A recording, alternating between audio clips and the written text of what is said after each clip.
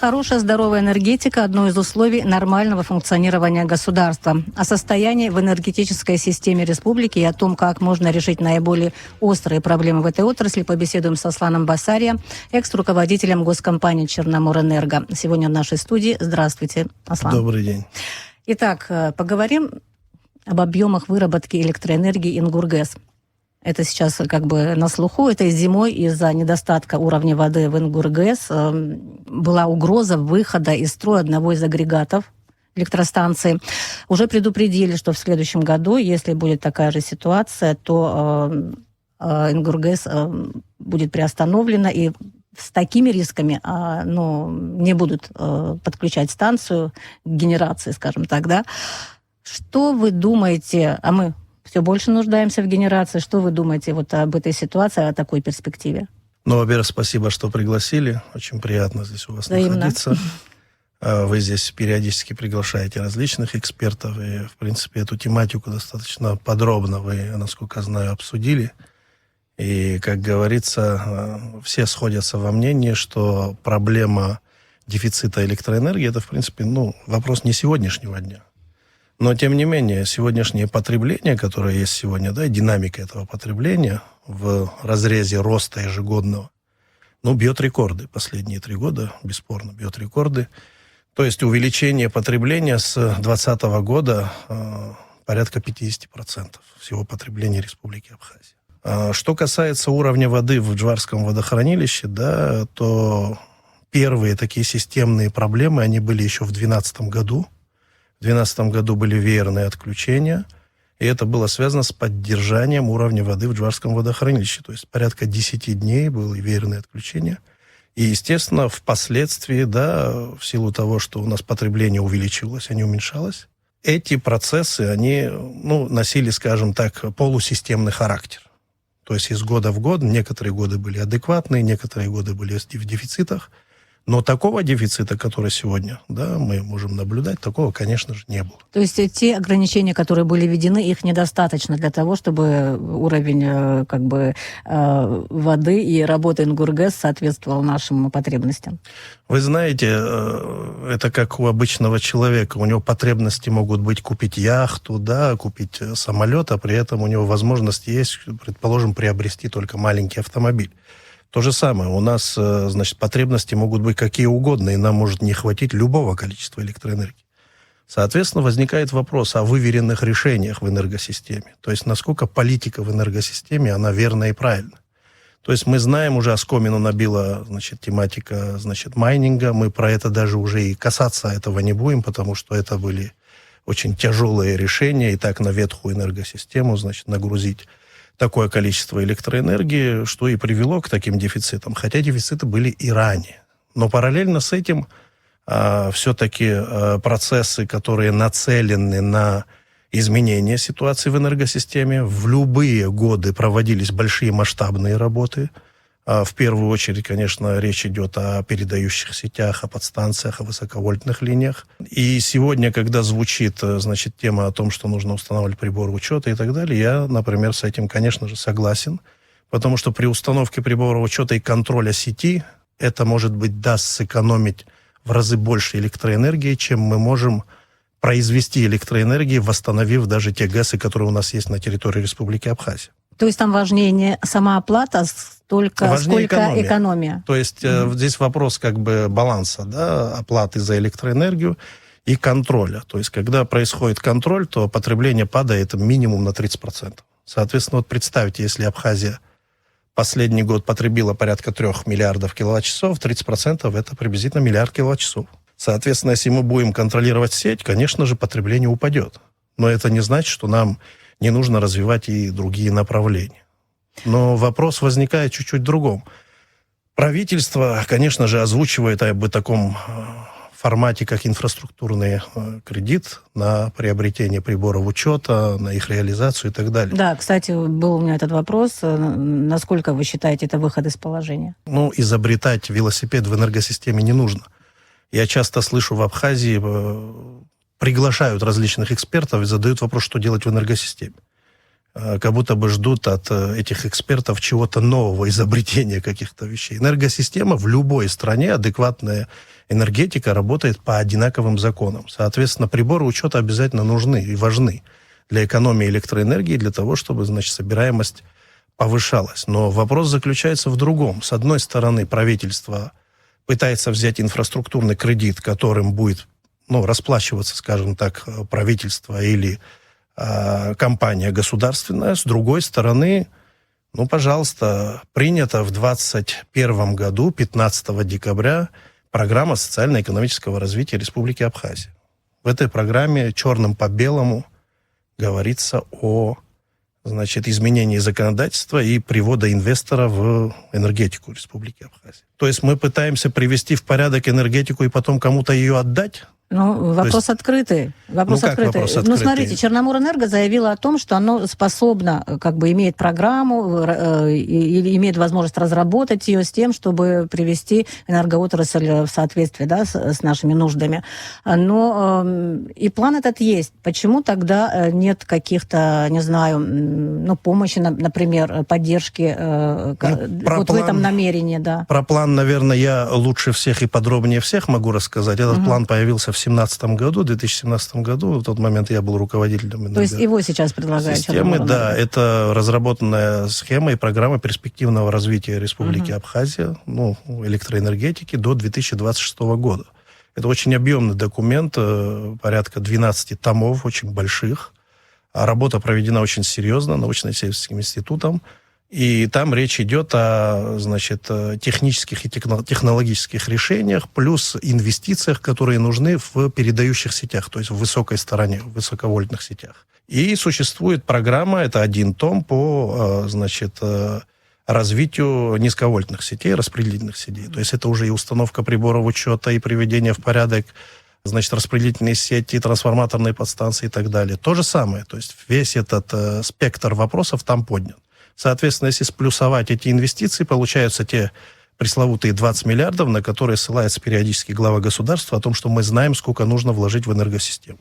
То есть мы это, конечно, знаем с 2017 года. Вопрос заключается в экономике. То есть откуда брать деньги, да?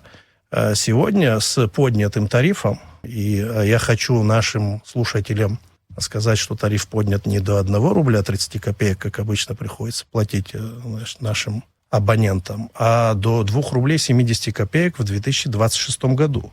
То есть принято постановление, которое автоматически поднимает тариф ежегодно, уже постановление принимать не надо.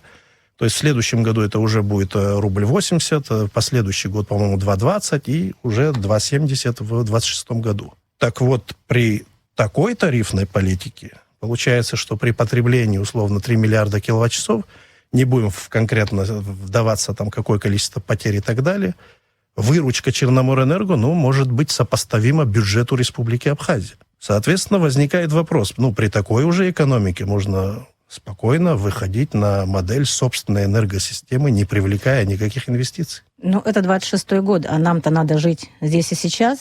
Смотрите, следующий год Ингургэс непонятно в подвешенном состоянии, что у нас будет и какие шаги можно предпринять для того, чтобы совсем в блэкауте не оказаться. Неграмотно нам принятые решения привели к тому, что мы уже без перетоков пройти ни одну зиму, может даже и не зиму, не сможем. Потому что вы обращаете же внимание, что вееры периодически бывают уже даже в летний период времени. То есть, это же неслыханно, что в летний период времени были вееры. Это обусловлено чрезмерным потреблением Республики Абхазия, отсутствием контроля и неверными принятыми решениями правительства, конечно же, бесспорно.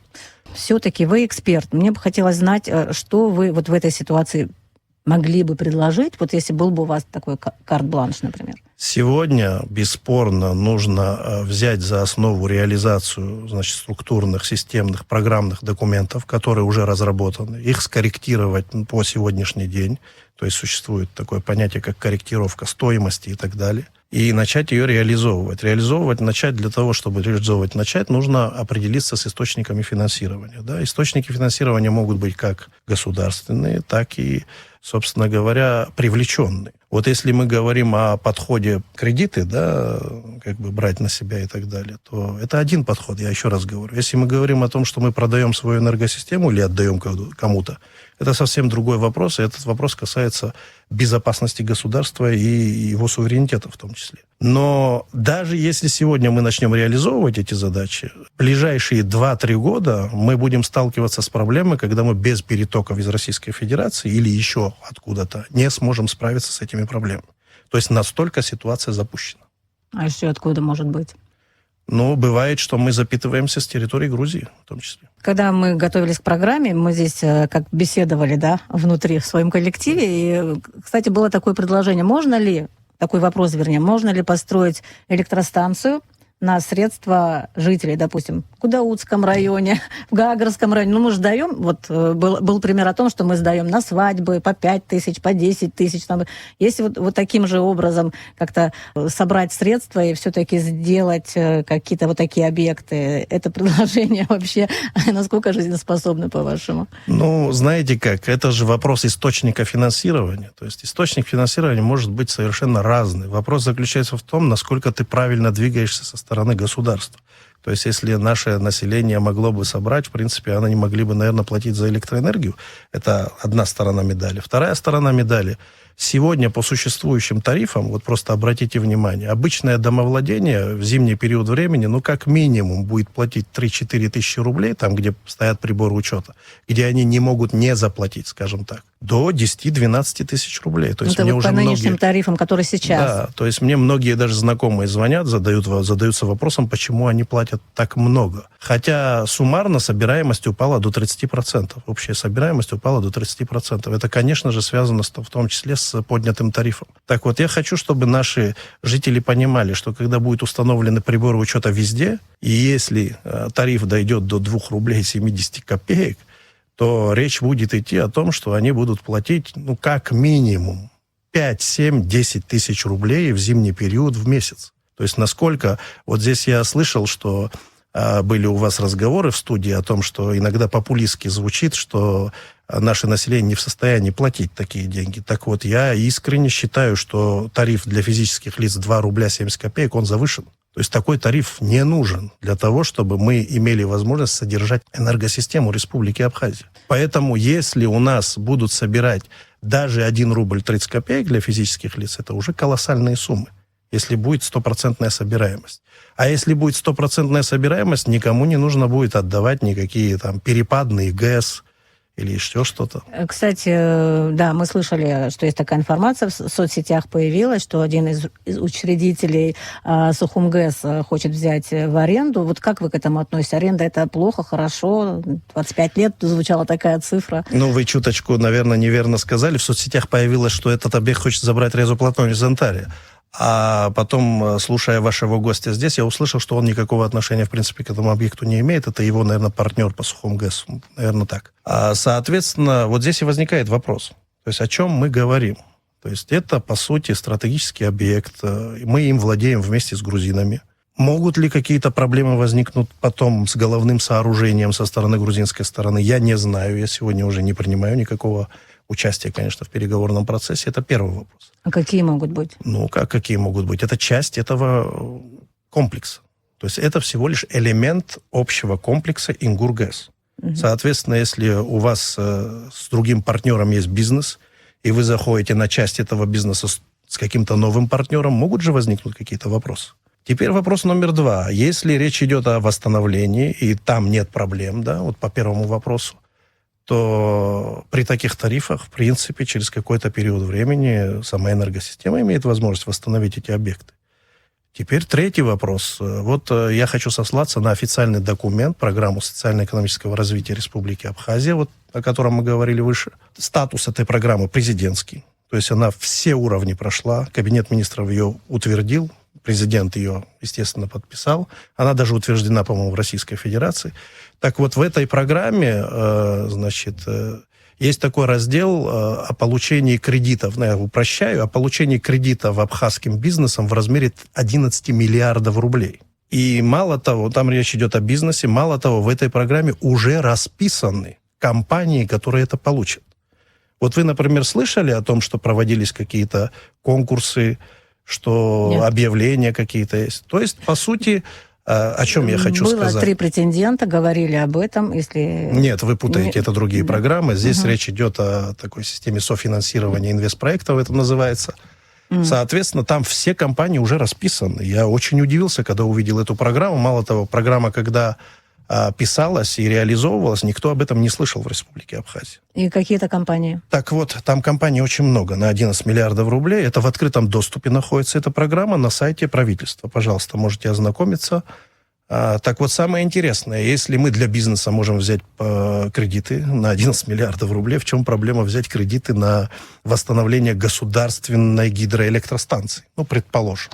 Или третий момент. Ну, предположим, гидроэлектростанцию одну дают в аренду. Да? Что с этого получит Республика Абхазия?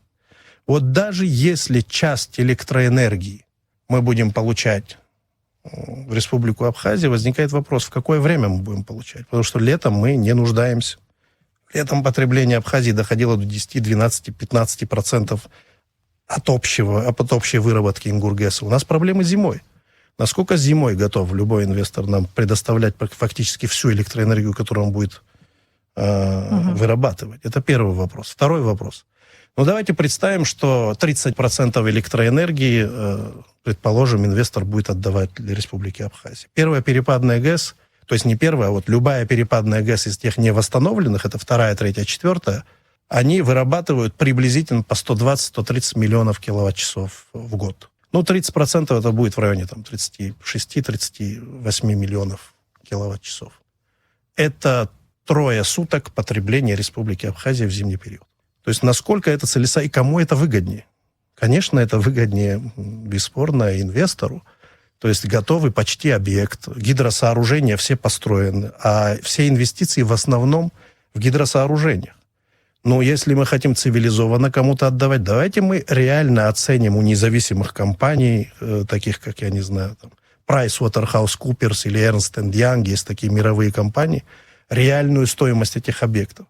И тогда вы увидите, что доля инвестора будет мизерная. Здесь же вопрос в том, что очень часто, к сожалению, вот у нас вообще тенденция такая пошла паразитировать на государственном имуществе.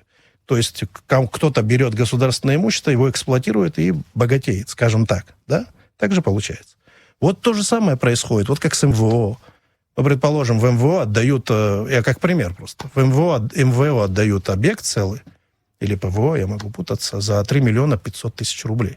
Ну да, мы слышим по слухам, что кому-то денег раздали, там теневой сектор и так далее. По факту за 3 миллиона 500 тысяч рублей аренды в год. Но вы бы отказались бы от такого объекта, если бы вам предоставили бы Для этот меня это объект? тоже большие деньги. Ну, я думаю, что вы сразу нашли бы людей, потому что это готовый работающий объект. Вы бы с одного сезона закрыли бы все эти обязательства и еще очень серьезно заработали.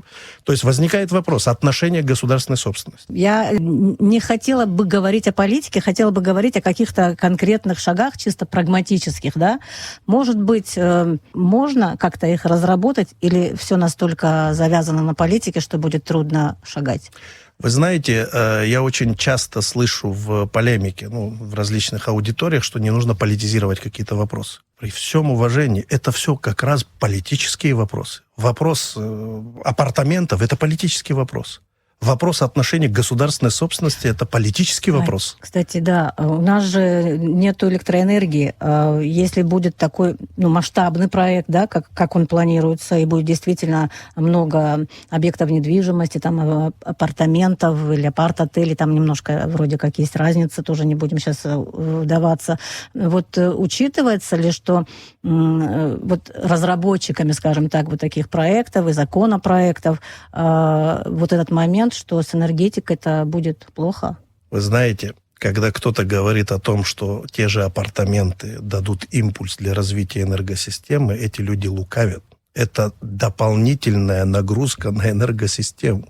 То есть, естественно, новый объект, это же логика. Логика подсказывает. Здесь не нужно быть ни энергетиком, ни человеком, кто разбирается в энергосистеме.